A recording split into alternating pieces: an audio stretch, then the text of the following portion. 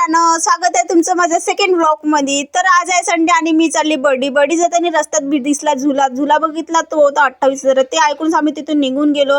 बर्डी पोहोचताच दिसले आम्हाला पोलीसवाले पाहून आमची गाडी होती टेबल सीट म्हणून माझ्या ताईने मला तिथे सुटून दिले। मग मी गेली पैदल मार्केटमध्ये। मार्केट पोहोचतच तर मिळाली एक मोठी प्रॉब्लेम, म्हणजे गाडी ठेवायला मिळत नव्हती जागा।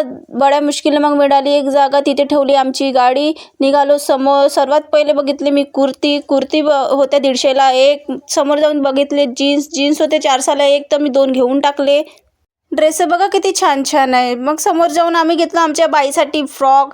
आता बाई कोण हे मी तुम्हाला नेक्स्ट व्लॉगमध्ये सांगेल। मग पोचलो आम्ही एका दुकानात, कारण माझ्या बहिणीला घ्यायचे होते 2 ड्रेसेस तिला काही आवडत नव्हते। माझी लहान बहीण बघा कशी बघून राहिली माझ्याकडे।